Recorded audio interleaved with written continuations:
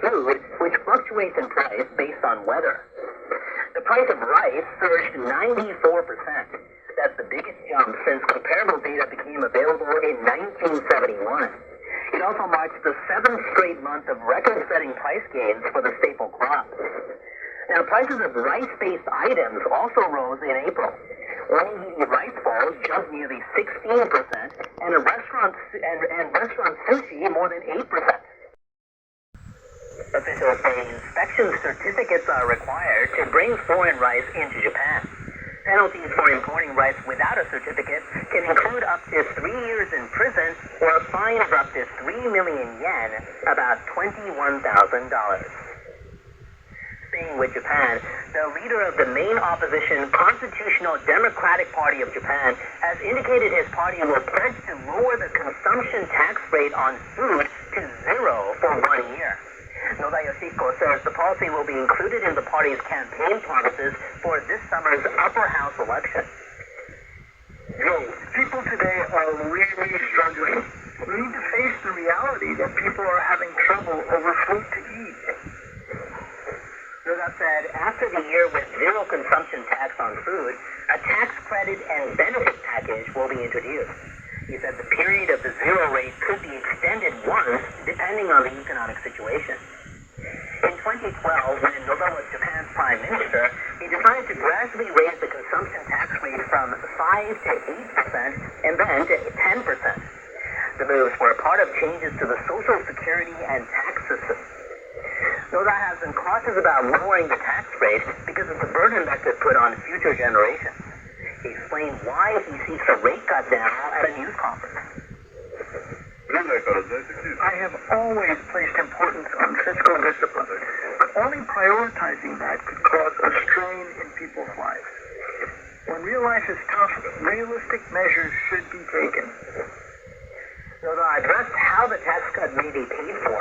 He said he instructed the party's policy chief to consider how to secure resources in a way that will not rely on government bonds and not place the burden on finances of local governments or future generations. A senior official of the main ruling Liberal Democratic Party commented on the latest move by Noda's party. If the rate cut is limited to 1 year, I think there are other ways rather than lowering the rate. Moriyama also said cutting the tax rate and finding alternative financial resources must come as one step. Next, mourners are lining up at the Vatican to pay their respects to Pope Francis ahead of his funeral on Saturday. Security is tight as world leaders are expected to attend the service.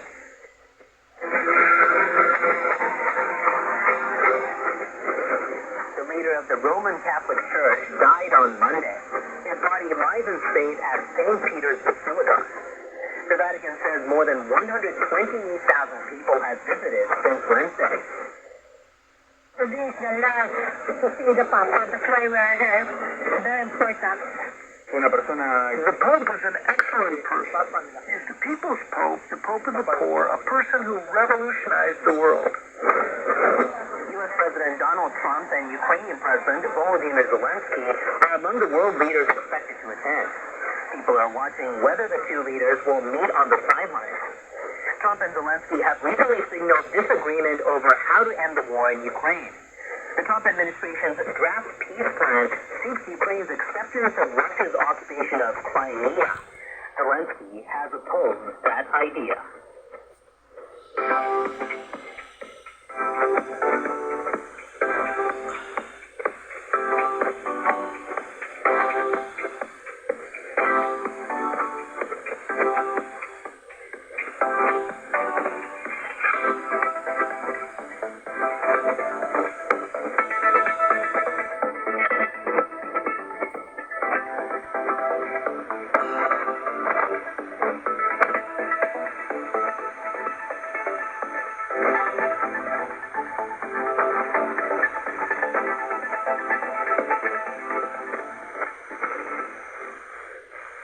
South Korea has announced it held talks with the U.S. on Trump's tariff policies, and the two sides agreed to continue negotiations. The government says the meeting took place Thursday in Washington. South Korean Deputy Prime Minister